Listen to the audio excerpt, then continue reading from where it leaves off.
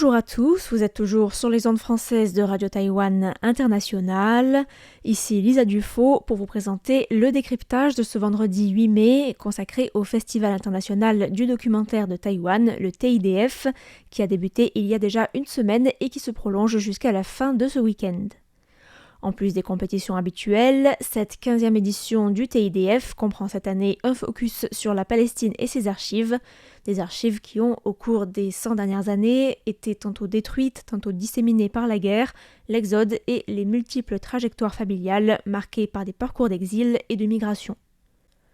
La réflexion à l'origine de ce programme est née quelques mois après le début de la guerre à Gaza, avec l'ampleur disproportionnée de la réponse israélienne à l'attaque du 7 octobre, avec des bombardements intensifs de la bande de Gaza, une invasion terrestre de l'enclave et le blocage de l'aide humanitaire, qui a mené de nombreux observateurs régionaux et internationaux à désigner la stratégie israélienne de génocide à l'encontre des habitants de la bande de Gaza, tandis que la Cour internationale de justice a été saisie de la question afin de statuer sur le plan juridique. Chan Wan-lin, chargé de la programmation du festival, était récemment au studio de RTI pour détailler le programme du festival et avait expliqué l'origine de cette initiative axée sur les archives. Le TDIF est lié à l'Institut du film et de l'audiovisuel de Taïwan, qui centralise les archives de films à Taïwan au niveau national. Nous avons eu une réflexion sur ceux qui n'ont pas ces ressources-là, comme en Palestine, où il y a un institut du cinéma, mais qui a été pillé et bombardé à de nombreuses reprises et a dû déménager plusieurs fois. Beaucoup d'archives et de patrimoine visuel ont ainsi été perdus et disséminés. Comment les Palestiniens et notamment les réalisateurs peuvent garder leur mémoire et raconter leur propre histoire? L'idée de ce programme est que le monde entier est devenu leur centre d'archives. Mais beaucoup de choses sont déjà perdues, cachées ou volées. Cela crée un vide, une absence. Comment continuer de raconter des histoires à partir de ce vide? Telle est la question que pose ce programme, afin de continuer à créer des souvenirs, des archives qui pourront être transmises aux générations futures. En marge des projections, le réalisateur palestino-égyptien Saïd Dadi Farouki a animé dimanche dernier une sorte de conférence ou de performance intitulée « Death is certain but not final », une conférence non académique pour démontrer que l'absence est une composante créative et politique vitale dans le cinéma expérimental et essentielle pour représenter la Palestine et le travail des réalisateurs et des artistes palestiniens qui doivent sans cesse inventer des nouvelles formes de récits. Dans les 14 films du programme, on retrouve le documentaire de Asa El Hassan intitulé Kings and Extras, Digging for a Palestinian Image, dans lequel la réalisatrice part à la recherche d'archives disparues lors du pillage de l'Institut du cinéma de la Palestine lors de l'invasion israélienne du Liban en 1982, une perte majeure pour la mémoire de l'histoire et de la culture palestinienne. Asa El Hassan a basé son film sur une pellicule de film de 16 mm, sauvée par un caméraman, mais terriblement abîmée par l'humidité et la chaleur lors de la fuite de ce dernier, qui a erré de camp en camp pour finalement atterrir à Damas. La réalisatrice a partagé son processus de création, évoquant la liberté d'imagination et de construction de son propre récit, qui découle de l'absence d'images exploitables. La réalisatrice Jumana Mana est quant à elle partie d'archives radiophoniques, celle d'une émission animée dans les années 30 par l'ethnomusicologue et bibliothécaire allemand Robert Lachmann sur les traditions musicales des différentes communautés peuplant la Palestine à l'époque du mandat britannique. A Magical Substance Flows Into Me réécoute ces archives et part à la rencontre de membres de ces différentes communautés en les invitant à partager des poèmes, des chants ou encore des musiques de mariage, tout en soulignant le risque de disparition auquel ces cultures musicales font face aujourd'hui. Le programme comprend aussi plusieurs courts-métrages, et notamment 2 films de la réalisatrice Mahasen Nasser Eldin, dont le travail se concentre sur la Palestine pré-Nakba. Le premier film, intitulé Restored Pictures, retrace l'histoire de Karimeh Aboud, une photographe professionnelle palestinienne née en 1893 et morte en 1940. J'ai entendu parler de Karimeh pour la première fois en 2010 à travers le pasteur de l'église luthérienne réformée de Bethléem, Mitri Raheb.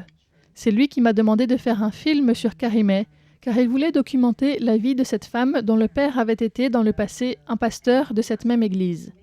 C'est à travers mon travail de recherche que j'ai pu apprendre des choses sur sa vie. Mais encore aujourd'hui, on sait peu de choses sur elle.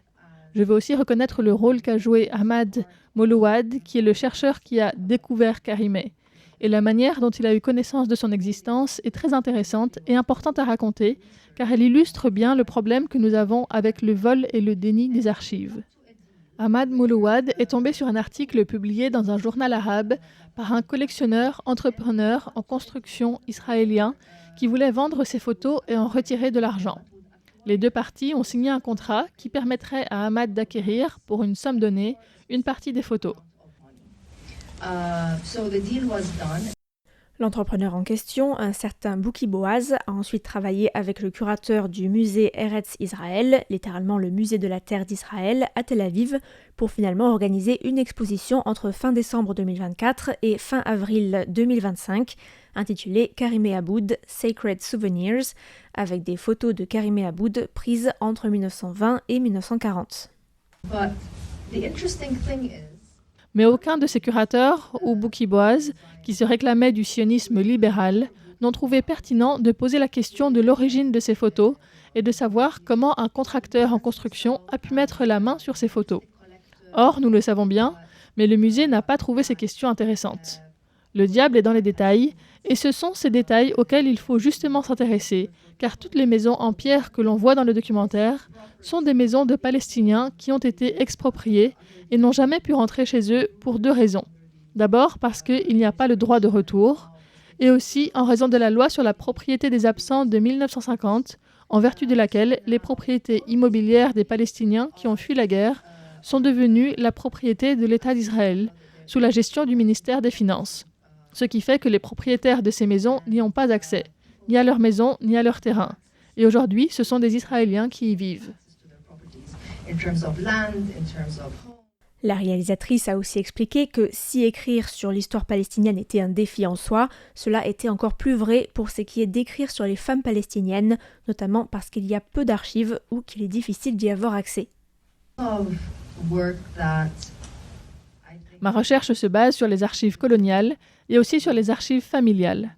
On peut parfois trouver des choses de cette façon, mais ça dépend aussi du parcours familial, de si les familles ont été réfugiées, car si elles ont dû fuir, elles n'ont pas forcément pu emporter les images familiales. Dans ce cas-là, on a plutôt tendance à emporter les clés, le passeport. Il y a toujours des problèmes d'archives inexistantes ou incomplètes. Mais avec le temps, j'ai réalisé que ne pas avoir ces archives pouvait être une opportunité de créativité. On peut spéculer. Le travail de Saidia Hartman sur ce qu'elle a nommé les fabulations critiques, qui portent sur les femmes réduites en esclavage pendant la traite transatlantique, m'a beaucoup aidé dans cette réflexion. Il s'agit d'imaginer ce qu'a été la vie de ces femmes malgré l'absence d'archives sur elles. Il ne s'agit donc plus tellement pour moi de remplir ce fossé de l'inexistence des archives, ce que je faisais plus tôt dans ma carrière. J'essaie désormais d'aller au-delà de cette absence et d'offrir une lecture personnelle de ces archives coloniales à travers le son et en incarnant, en personnifiant ces histoires. Pour ces deux documentaires, la réalisatrice parle de travail collaboratif intergénérationnel. Un processus collectif où chacun a sa propre spécialité, avec notamment Ferhab Abdourabi, qui a fait beaucoup de recherches sur l'histoire des femmes palestiniennes et qui a pu interviewer des femmes qui étaient encore vivantes à l'époque. Sans tous ces gens, je ne pourrais pas faire le travail que je fais, et j'espère que dans le futur, les jeunes générations s'empareront de mon travail pour le continuer. Pour ce qui est de la logistique de ce genre de film, il faut savoir que mon style de tournage est vraiment un cinéma de guérilla. On filme et on part en courant. On arrive et on repart, et si on nous arrête, on fait semblant d'être des étudiants et d'appartenir à une quelconque organisation israélienne. On n'a aucun document pour le prouver, mais on s'en sort comme ça. Et bien sûr, le plus important, c'est qu'on s'assure de vite ranger nos appareils afin de ne pas se les faire confisquer. Par ailleurs, je refuse de demander la permission de mes occupants pour filmer ce qui est ma terre. De plus, je ne veux pas que les occupants savent le genre de film que je fais, car je sais très bien que si je demandais des autorisations, elles resteraient lettres mortes et finiraient leur vie dans les piles de papier sur les bureaux. Donc effectivement, la logistique n'est pas facile, mais j'aime travailler en petit comité avec mon équipe de manière intimiste. Nous devenons tous partie des films.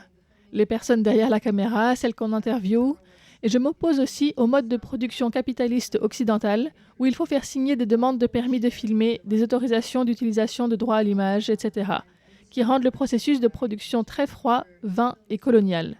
Alors qu'avec les personnes que j'interviewe, celles qui prennent le son, etc., nous participons tous ensemble à la fabrication du film.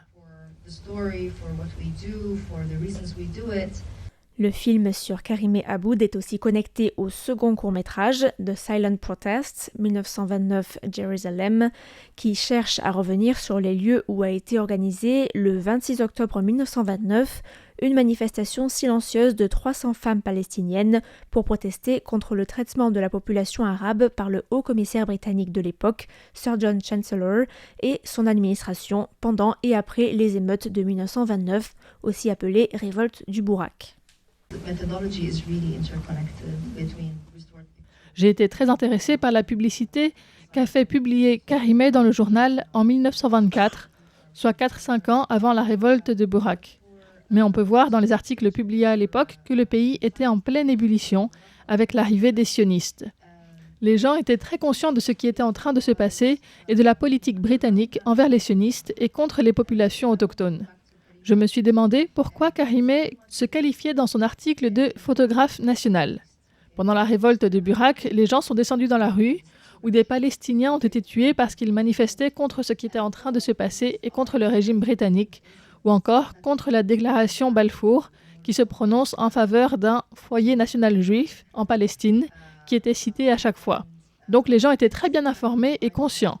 Je pense que nous devons toujours revenir sur cette histoire.